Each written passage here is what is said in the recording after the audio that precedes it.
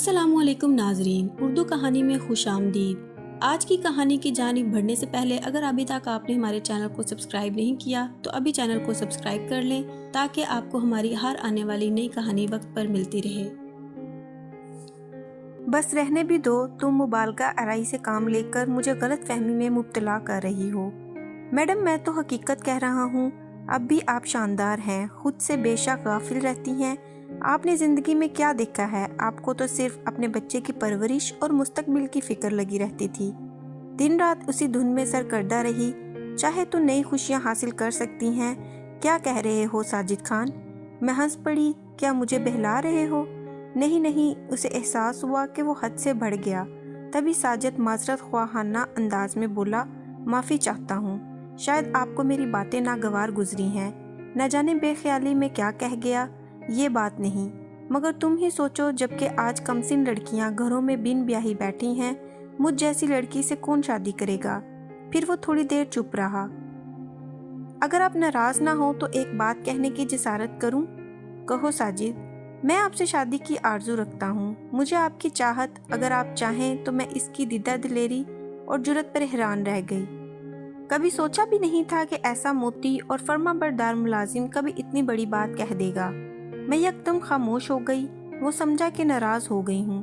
तभी इसको भी सांप सूंघ गया। कुछ देर खामोशी के बाद बोला, मैडम मुझे माफ़ कर दे, मैं आपसे ये बात करके बहुत शर्मिंदा हूँ। मैंने खुद को संभाला, दिल की धड़कनों को काबू किया और कहा, मैं तुमसे नाराज़ नहीं हूँ। साजिद, तुम वाकई बहुत अच्छे हो, मगर हमारी उम्रों में बहुत फ़र्क है। तुमने महज मुझसे हमदर्दी के तहत ऐसी बात कही है, मगर जज्बाती फैसलों पर हमेशा इंसान को पछताना पड़ता है। उसने पुरअज़म लहजे में कहा, आपसे ऐसी बात कहना गुस्ताखी तो हो सकती है, ये जज्बाती फैसला बिल्कुल नहीं है। मैंने बहुत सोच समझ कर ये बात कही है। मेरी और तुम्हारी उम्र का इतना फ़र्क है साजिद कि मैं तुम्हारे बच्चों की माँ भी नहीं बन सकती। मैं उस उम्र से भी आगे निकल गई हूँ जब तुम्हारी उम्र के लोग शादी के बाद बच्चों की आरजू करते हैं। आपकी औलाद है, खुदा आपके बेटे को सलामत रखे। मैं ज़रूरी नहीं समझता कि मेरी औलाद हो। तभी मुझे लगा कि ये मेरी दौलत पर नजरें न जमाए हो। खुद से छोटे बंदे से शादी करने का मतलब तो बुढ़ापे में खुद ही मिट्टी प्लीत करना है। नौकर का मालकिन से इश्क।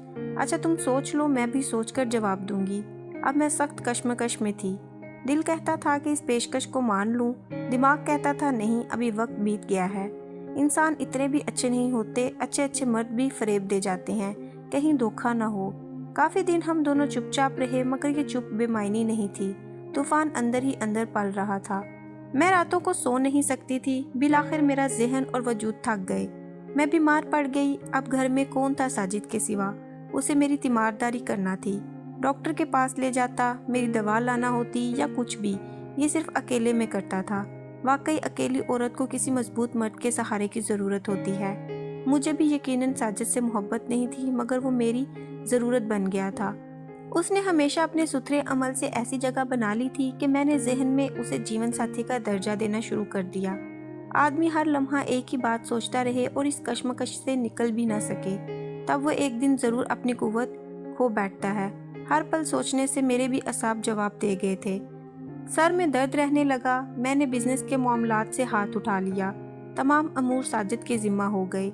एक दिन सर में शदीद दर्द था। मैं अपने हाथ से सर दबा रही थी कि साजिद ऑफिस में आ गया। उसके हाथ में कुछ फाइलें थी। मेरे कमरे में आने की इजाज़त तलब की। तभी मैंने कहा, यही मुझे फाइलें दिखा दो, मगर मेरा सर दर्द से फटा जा रहा है। वो कुर्सी लेकर मेरे पास आ बैठा, फाइलें एक जानिब रख दी और बोला, मैं आपका सर दबा दूं? मैंने कहा, नहीं, मगर फाइलें मत खोलो, सुबह दिखा देना। उसके मना करने के बावजूद मेरी पेशानी पर हाथ रखा। मुझे इसके हाथों से सुकून मिला। बेशक औरत को अपनी पाकबाजी और मर्द की ज़ात पर एतबार नहीं करना चाहिए, क्योंकि यकीन की दीवारें किले की मानिंद भी मजबूत हों, उनके टूट जाने का खतरा रहता है। मेरे अंदर भी एक महरूम औरत बरसों से सिसकती रही, जो बहार के किसी ताज़ा झोंके की मुंतज़िर थी, और अब इतनी कमज़ोर हो गई थी कि किसी भी लम्हे दलदल में गिर सकती थी। मैंने अपने शोहर की वफ़ात के बाद कभी किसी की जानिब आंख उठाकर नहीं देखा था और पाक दामनी की ज़िंदगी गुजारी थी। ताहम कभी कभी कोई कमज़ोर लम्हा इंसानी ज़िंदगी की सारी रियाज को ताराज कर सकता है। बस मैंने आंखें बंद कर लीं, यूं जाहिर किया कि उस वक्त साजिद से भी कलाम करने की सकत नहीं है। साजिद ने जान लिया कि मैं इस घर की छत के अपने ऊपर गिर जाने के डर से सहमी पड़ी हूँ, लिहाजा उसने माजरत चाही। मेरे कमरे से चला, मैडम आपकी तबीयत ठीक नहीं है, आप आराम कर लें, मैं सुबह फाइलें चेक करवा लूँगा। वो अगले रोज़ भी नहीं आया और ना उसके बाद। मैंने फ़ोन किया, वो बोला आज ऑफिस से आपके पास आ जाऊँगा। सोचा आप आराम कर ले, मैं भी यहाँ मसरूफ़ हूँ, ऑफिस में काम ज़्यादा था। उसका लहजा इस कदर सोगवार था कि मुझे लगा कि अब वो मेरी मुलाजमत छोड़कर चला जाएगा। उसे मेरी खौफ और परेशानी से खूब आगाही थी। अब वो इतना तजर्बाकार हो चुका था कि किसी अच्छी कंपनी में उसे मुलाजमत मिल सकती थी। शाम को वो आ गया कुछ कागजात पर दस्तखत करवाने, वो भी मैंने लेकर दिए। तब उसने कहा, मैडम आपने मेरी दरख्वास्त का जवाब नहीं दिया, शायद इतने अहम फैसले से डरती हैं। आपको मुझ पर एतबार नहीं तो कोई बात नहीं, हम उस बात को भुला देते हैं जैसे हमारे दरमियान कोई बात ही ना हुई हो। मेरे असाब मजबूत और सोच मतवाजन है, आप भी अपनी सोच मजबूत रखें ताकि आपके बिजनेस पर बुरा असर ना पड़े। उसकी गुफ्तगू से मेरे दिल और जहन पर छाए बादल छट गए, मगर उसका ख्याल दिल से नहीं गया। ना चाहते हुए भी मैंने कह दिया, मुझे एक सहारे की ज़रूरत है, पर मेरे बेटे को खुदा सलामत रखे, मगर वो अपनी नई ज़िंदगी में गुम हो गया है। मुझे मालूम है मैं वाकई अपना घर बसाना चाहती हूँ, मगर तुम्हारे बारे में सोचती हूँ कि तुम्हें इसमें खसारा होगा, जबकि मुझे नहीं, मुझे भी खसारा नहीं है। वो बोला, मैंने बहुत सोच समझकर फैसला किया है, मगर मैं अपने बेटे से कैसे कहूँ कि इस उम्र में शादी की तलबगार हूँ। आप अपने जेठ से कहिए, वो यूरोप में है, वहाँ इस मामले में लोग और तरह से सोचते हैं।